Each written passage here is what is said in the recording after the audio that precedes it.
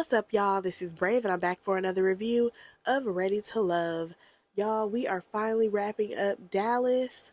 This is the part 2 of the reunion, and let's get right into it because honestly, I was absolutely disappointed. Because first things first, we have got to get a new host. Tommy, your time has ran out. Your jokes don't work. You didn't hold anybody who needed to be held accountable. You just let them skate on by. And honestly, this whole reunion was a waste of time. We could have wrapped this up in like one episode. We did not need a part 2. Y'all, let's just get right into it. So we started off with Janelle and Tequila going back and forth. We see Tequila being escorted out by security. And this girl has all the smoke for Janelle and Sierra. Now, I don't even know what the hell Sierra did. I don't know if she caught a stray bullet or what. But Tequila was on one. Now, here's the thing. Janelle, I'm over you as well. Because now you're acting like, oh, Tequila is so unhinged. As are you. You are as well. All of y'all are a little loony. So we get back on stage. Tommy is there with Janelle, Q, I think it was Cat, and Marie, right? We get the little replay of the weekend getaway. And Tommy is questioning what happened between Cat and Janelle. So his first question, I believe, was to Q, like, so what do you think happened? That man had no answers. And I don't even know why you led with that. You should have said, hey, do you guys really feel like that conversation warranted all of what happened? You know, y'all two blowing up at each other. But no, that's not what you did. So then Kat, she talks about how Janelle is very belittling and she rubs her the wrong way. Here's the thing. Is Janelle very belittling? Absolutely. However, when it came to this conversation between Kat and Janelle, I really wanted Kat to have more to say. Like, for some reason, I know that on social media, people are saying, like, Kat was handling the girls. Was she?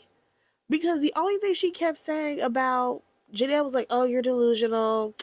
Oh, nobody's obsessed with you. Like, girl, I'm gonna need you to have some comebacks for real. So at one point, Q, he ends up piping up, and he's like, if this girl rubs you the wrong way, do you feel like that played a part in it? And Kat was like, no, it's because she disrespected me. Yeah, I'm gonna be completely honest with you. Why did both of these two women feel the way they felt? Because they had gotten to it earlier that day. Like, I feel like the whole reason why they even went after each other was because of what happened earlier in that day. Like, why are we pretending like that did not exist? Like, for me, after I watched that episode, I feel like Janelle was absolutely being territorial of her man, who has claimed her at this point because he told Kat, I'm already spoken for. Kat, don't be trying to squeeze in on my man. That's the vibe that Janelle was giving. And Kat, unfortunately, you have been grasping at straws this entire season trying to find you a match. So by the time these two ladies got to that argument, they both had already stepped on each other's toes. So Janelle wasn't going to back down, and Kat was not going to back down. And at the end of the day, Janelle, you were absolutely wrong for talking to Kat about how she felt, in her opinion, all because it did not align with you. It was fine with what she said. If Kat don't want to take up the load for a man, she has that right. That's okay. And then Kat, you shouldn't have called her out on that. But at the end of the day, is Janelle a bitch? Yes, she is. So I can't even be mad because technically you was calling a thing a thing. Now, according to Janelle, y'all, these girls are obsessed with her, and her presence alone challenges their mediocrity. I said, oh, baby, you practiced that in the mirror. You really did. And I can't even lie. It was very dramatic, but it was low-key a nice, nasty read. It was. I'm going to give her a little bit of credit. But at the same time, I realized that Janelle and Camille have gotten the same exact edit, I would say, as far as this show goes. It's just that I think that Janelle seemed to be a little bit more palatable for TV than Camille was. Y'all remember Camille and Cornelius, because those two had chose each other, and all the ladies seemed to have a problem saying that, oh, you're possessive of this man. Here's the thing. Q is a full-grown man, okay? And I still stand on the fact that some of the underlying issues that some of the people have with Janelle is the fact that Q was not giving him no play and he was smiling in her face. Because Lee, as well as Kat, have said that, oh, Janelle, she's so territorial of this man. Listen, if he's going where he want to be at, it is what it is. Like, y'all connections just weren't here. Hell, nobody's connections were here if we want to be technical. But I just really wish that Kat, especially because she's a very pretty girl, she's educated, all these things. Girl, you shouldn't have even worried about Janelle. Like, anytime Janelle spoke, you should have just ignored her. Because you wasn't going to get nowhere with that argument. You weren't. But y'all, let's go ahead and talk about the fact that these two women are going back and forth, y'all. Back and forth.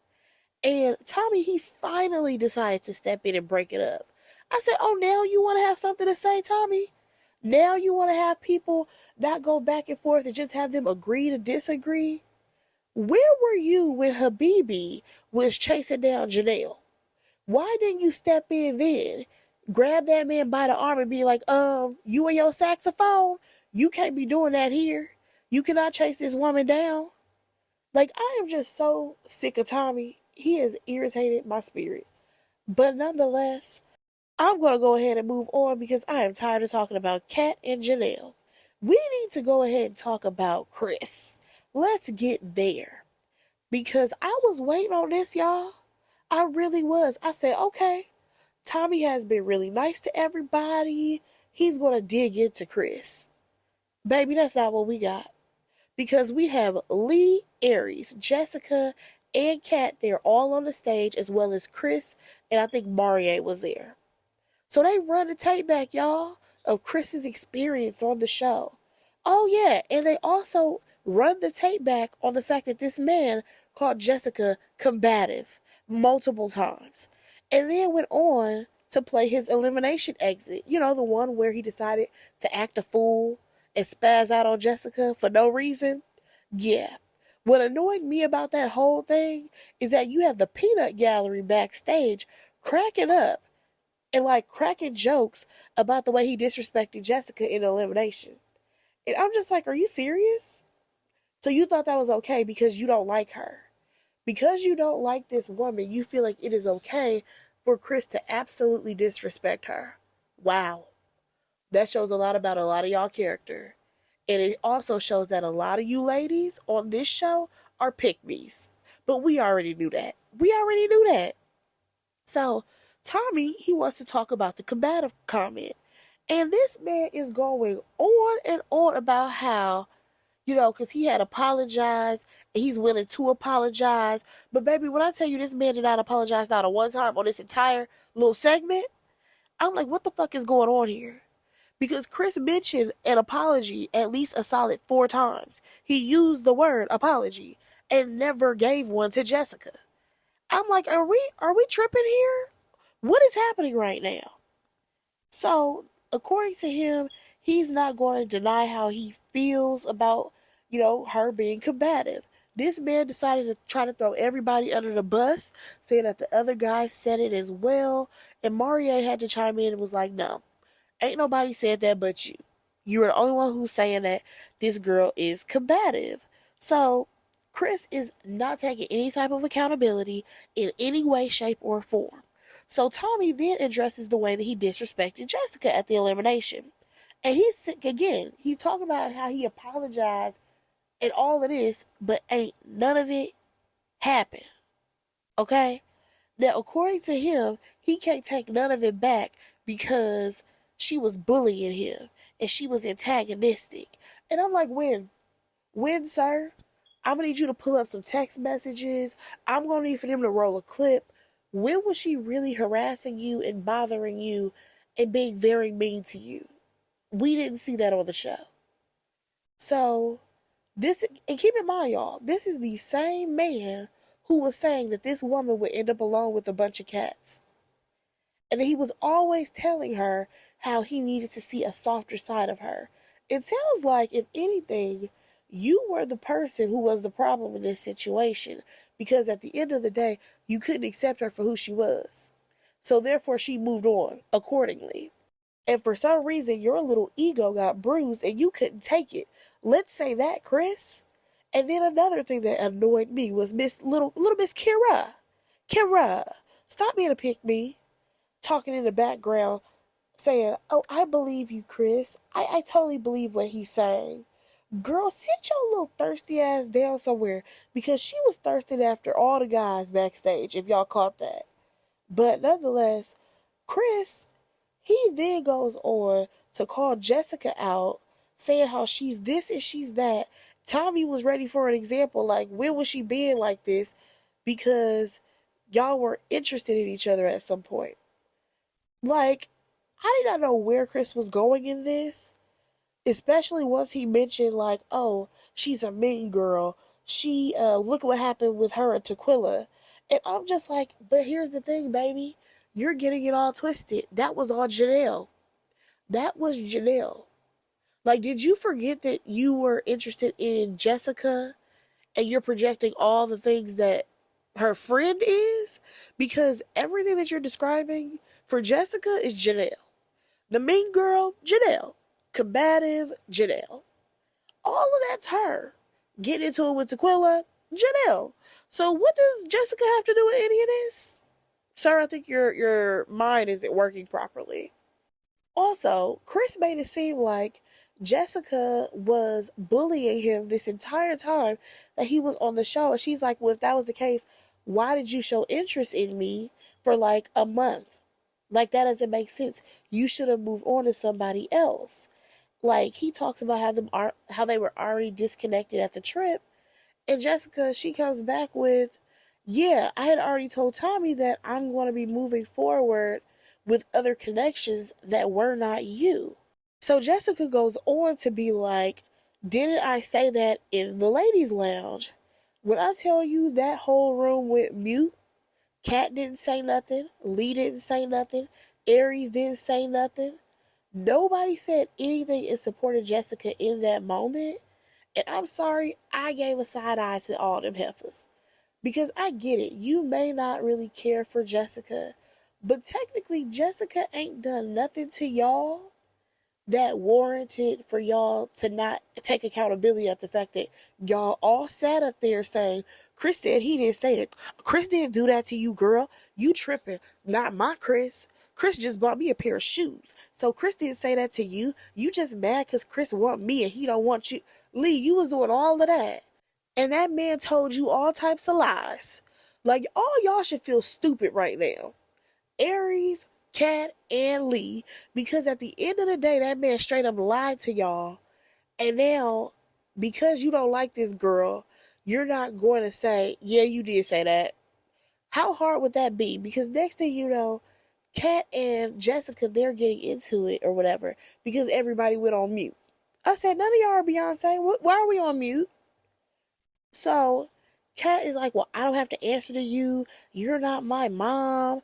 Blah, blah, blah. I'm just like, I can't. The cattiness and the pick-me's of it all, I can't do this. I really can't. And then the fact that Kat decided to open up her mouth and say, I mean, what's wrong with being combative? If you're being combative, then you get called combative. I mean, if I was being combative, I would want someone to tell me, girl, sit down. Sit down and shut up. So there is no resolve to this entire situation, because Tommy doesn't know how to do his job properly. And then on top of that, when Jessica was trying to say something about why she did not want the title combative, and talk about how it made her feel when Chris decided to spaz out on her, Tommy decided to just completely cut her off, and he was like, oh, we just gonna agree to disagree. We just gonna agree to disagree. And we just gonna move on to the next segment. Excuse me?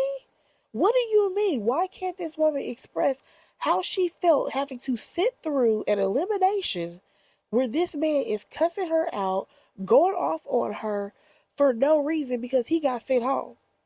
I'm sorry, what? And also, the only thing that you had to say to Chris was, we got to talk to our sisters better. Really? You should have dug into him because he was completely out of line.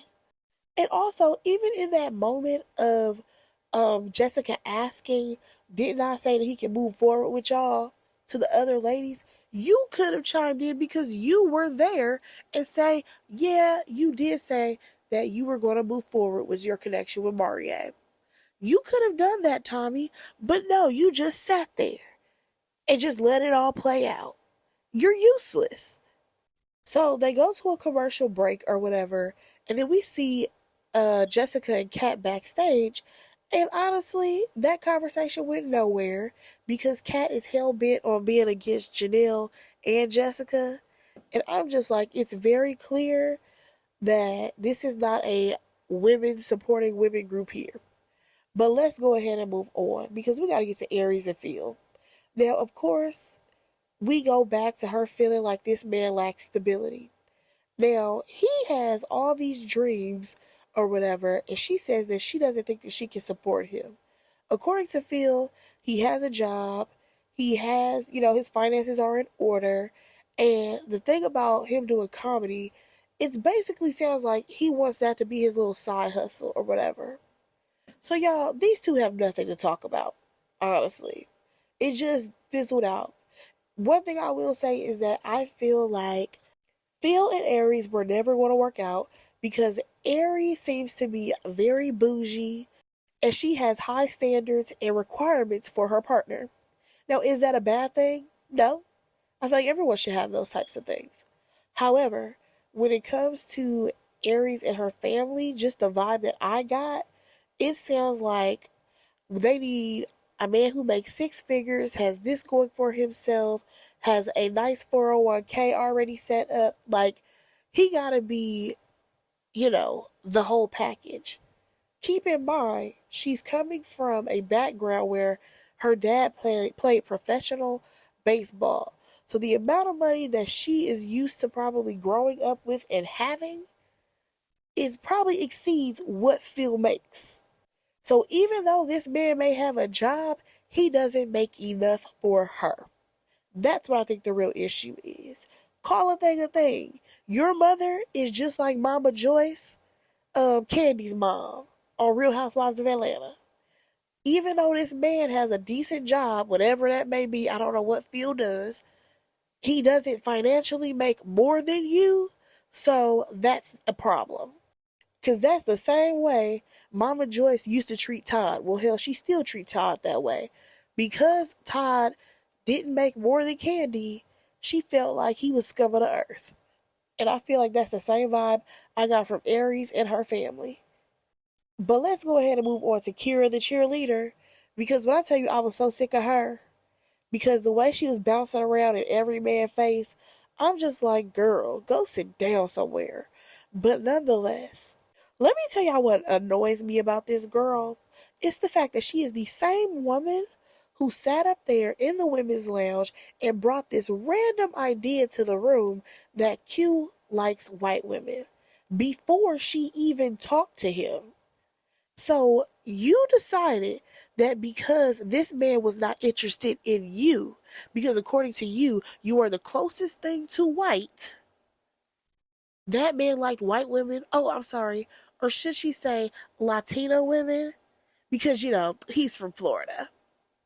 If y'all don't come get this girl, like, you have the audacity to be mad at Marie and whoever else for questioning your blackness, but you decided to completely create a whole scenario about Q, which was a lie. Like, you sound crazy. I can't even worry about you and your woe is me. I'm black too. Why aren't you, accepting my blackness as well? Girl, we're not worried about you because you're the same girl who said that you were the closest thing to white. How am I supposed to take you seriously? But back to the whole you and Q thing, it blows my mind that you had time to make that lie up about that man and you hadn't even talked to him yet. You just assumed that he was into white women because he did not come after you. Let's be honest. A lot of the women on this show and the men, they get in their feelings because the person who they may have found attractive ain't interested in them. So they be harboring these feelings about these people, and it don't even make sense. Everybody's not going to like you. And I really want the people who come on this show to understand that. All because somebody don't like you, don't mean you have to be respectful towards them. It doesn't mean that you have to just be mean and nasty towards them. Just move along. Like, just find somebody who's actually interested in talking to you. And no, I'm not saying that it's just the women. No, it goes both ways. Look at how Red has reacted. Red was so upset with Unique saying that, oh, he had a thought job or whatever. He held that against her and had to rehash that conversation at least 3 times that we had to suffer through it. She just wasn't into you. But back to Kira, what got me, y'all, was the fact that she wants to sit up there and have people have sympathy for her for, her not being, I guess, a woke black person like Marie was. But again, Tommy, you should have still held her feet to the fire because this girl not only lied, while you guys were filming the show back then, but when you question her about why she said those things about Quentin, she said because he's from Florida, so he probably likes Latina girls. And then she also went on to say that that's just the vibe that he gave off. Girl, no. Like I said, he just didn't like you. And you thought that he would be interested in you and he gave you no play. So then we see her in the back or whatever, because I'm just going to wrap that on up. We see her having a conversation with Maria in the back, and she's crying because he came for her character. And you didn't do that to Q? Girl, bye. Maria ends up apologizing to her, and I don't see why. Y'all, let's just go ahead and wrap this show right on up. Because we end this with Q and Janelle, right? Oh yeah, I forgot. They threw Lee in the mixes, and I don't even know why. Because let's be honest, as beautiful as Lee was, she had no personality. We saw that girl on multiple dates, and she could not carry a conversation. So Lee, she's sitting there talking about she felt like there was tension in the house in the getaway when Quentin would try to speak to the other ladies in the house. But like I said, this man was already locked in with Janelle at that point. Because when he talked to Cat, he said that he was already spoken for. They were always up under each other.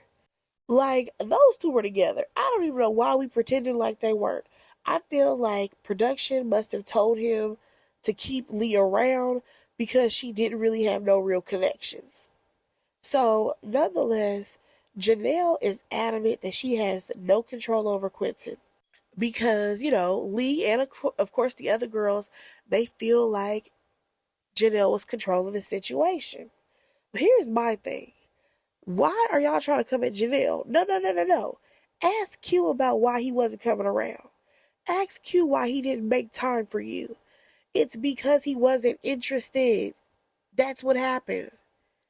All his interest went to Janelle. He chose Janelle. Like, I know a lot of people hate Janelle.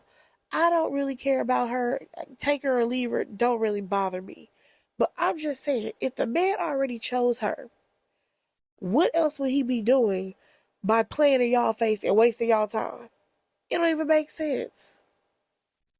So we see the little montage or whatever of Janelle and Q, right? And they're just like, okay, so why is it working out for y'all? And according to Janelle, it was just easy for them to just get to know each other in the process. So now they're outside of this process, and of course they have hit some bumps in the road, but they supposedly are still working on it. Do I believe that any of these people are actually together? Absolutely not. Jessica and Marie, not together. Janelle and Quentin, not together. But I feel like they both couples agreed we're going to go on this show and pretend like we still together. Because there was no affection between either couple. Well, no, I take that back. Janelle and Quentin in the last segment, they tried to have a little bit more of a connection by being a little flirty with each other. But throughout the entire reunion, those people were very distant. No body parts were touching. Nobody was being affectionate. Good people don't like each other. But y'all, that is a wrap on Dallas. I am so happy that this season is over because honestly, it brought nothing. Nothing at all. The show has a lot of work to do. Tommy has to go. They need to vet these people better. And honestly, I want to give their little spin-off show of Ready to Love a shot. But when I think about the four ladies that they have, I'm just kind of like, I'm not really sure. Because I know that they have one girl who was on the first season. I did not watch the first season of Ready to Love. Maybe I should go back and watch it. Like, I know that they've changed the format for what it originally was. So yeah, maybe I should go back and rewatch that. I know there's her. There's also Zadia. Why is Zadia here? Zadia acted a complete fool with that one man who was trying to eat his risotto. Why is she back here? Like, why are we giving privileges to people who act up? That doesn't make sense. Then Charisse is back. Y'all, I did not care for Charisse when she was on her season, okay?